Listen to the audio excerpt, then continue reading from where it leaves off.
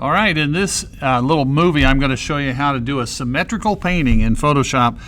And it's an option that you have when you're sitting here in my room, and if you want to have a little fun with Photoshop and do something creative, this is one way you could go. So let me show you how it's done. You're looking at one right now. This is what I mean by a symmetrical painting.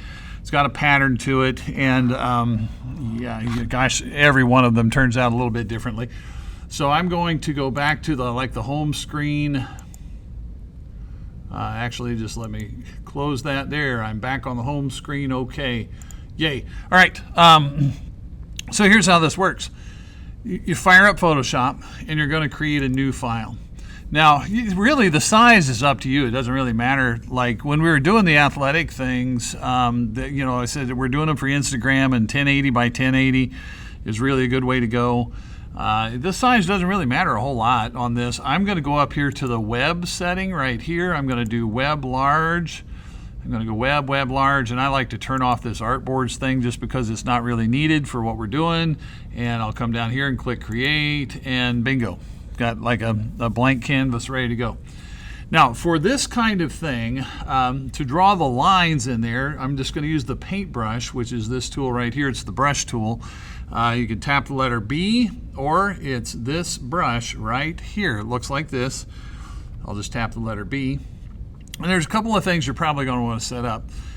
Black paint would be a good way, I think, in my opinion. You don't have to do it this way, but I think black paint is a good way to go with the color that you paint the lines with.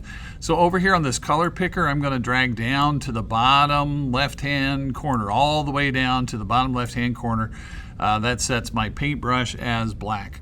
I'm going to come out here with my paintbrush. I'm going to right-click it, and I'm going to look at this hardness slider.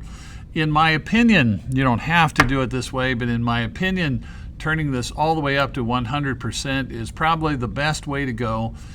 So I'm going to do that. I'm going to bring the hardness slider all the way up. All right, let's click off of that to get rid of it. Now, if you want your brush to be a little bit bigger or a little bit smaller, if you look, I'm going to draw this. Right next to the letter P, there's like this square bracket that looks like that. If you tap on that square bracket, that will make it smaller. And then right next to that square bracket, there's another one that looks like this. And if you tap on that, it makes your brush get bigger. I'll show you what I'm talking about. I'm tapping on the right bracket, and my brush is getting bigger. I'm tapping on the left bracket, and my brush is getting smaller. So you can have a small brush or a bigger brush, whatever you decide you want. I'm going to get rid of those bracket things that I drew there, and I've got a nice small brush.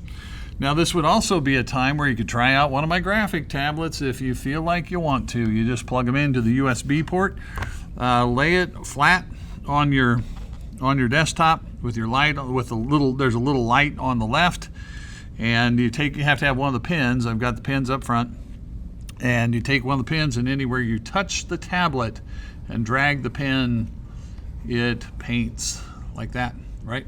Control Z is undo. So if you do something and you think, well, I don't want that, you undo it. Control Z. Hold down Control and tap the letter Z on the keyboard. All right. Well, so how do we do the symmetrical part of it? Right now, there's nothing fancy happening here. I'm just painting with a paintbrush. And by the way, you can have a lot of fun just making a painting. So you could do that if you wanted to. But here's what I'm going to do. Up here on the top toolbar, there's a button that looks like a butterfly. And it only shows up when you have the brush tool active. If you have some other tool active, this doesn't show up. So I'm going to click on that little butterfly up there, and there's a lot of different kinds of lines of symmetry, and you certainly could play with any of them. I'm going to suggest a couple of that I think are really kind of cool, and that's radial and mandala. You could try any of them that you want to. But I'm going to go mandala because I think radial and mandala are really, sorry, there's an extremely loud class walking by.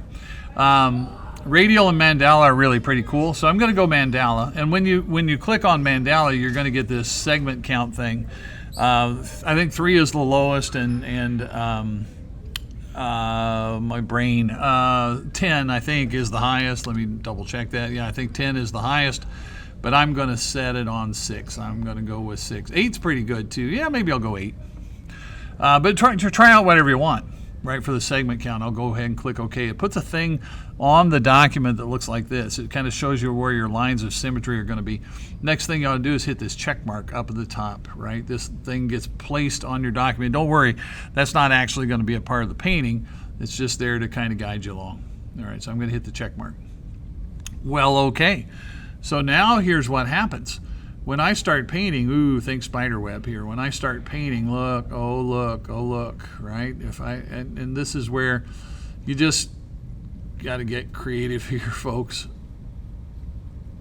All right, you just kind of start painting in. It's like a kaleidoscope almost. You know, you can do there's all kinds of possibilities. I don't know what you might come up with. You could do things that look like flowers.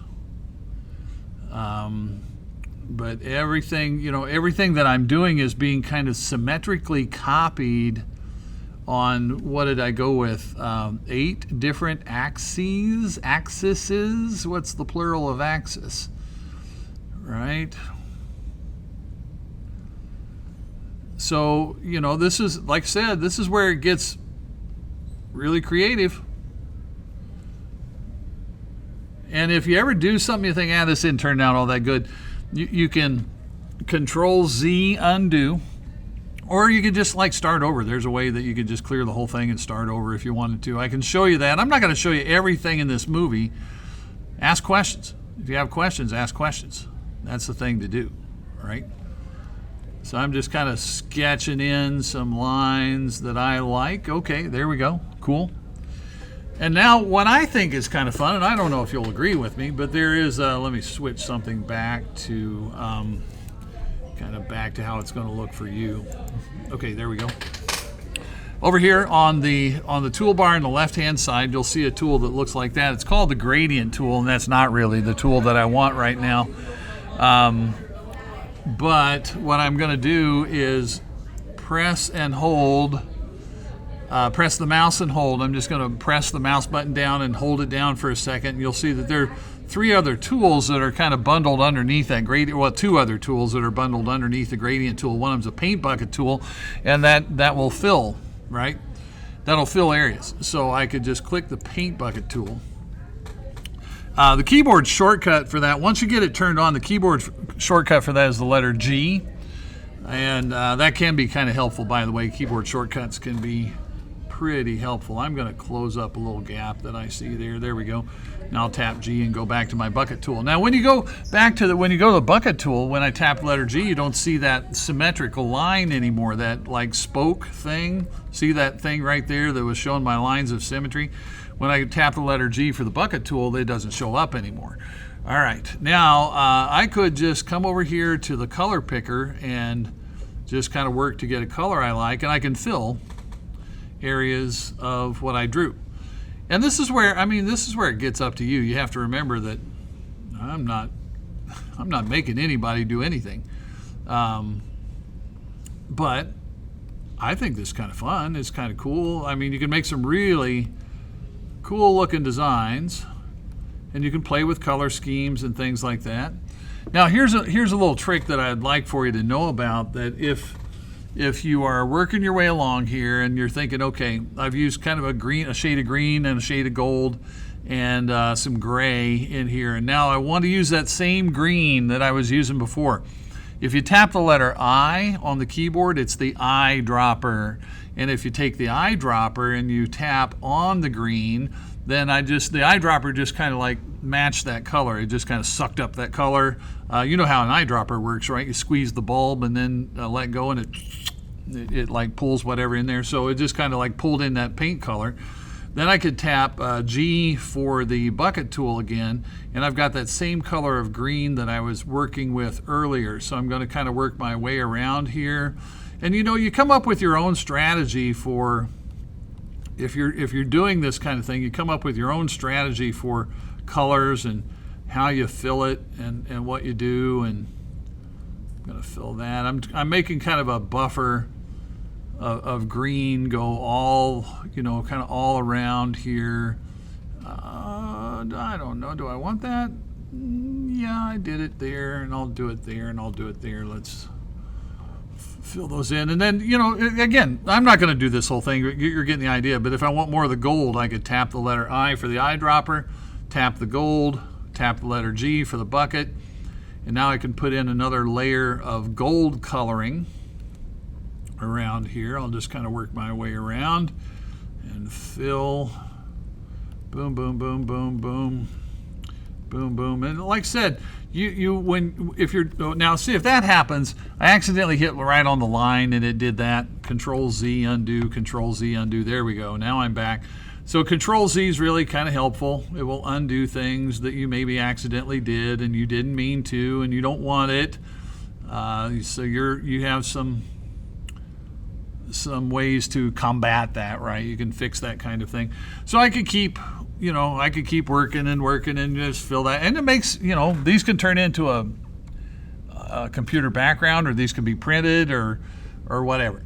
And eventually, if you do a whole one, then here's that one I showed you at the very beginning that was already done.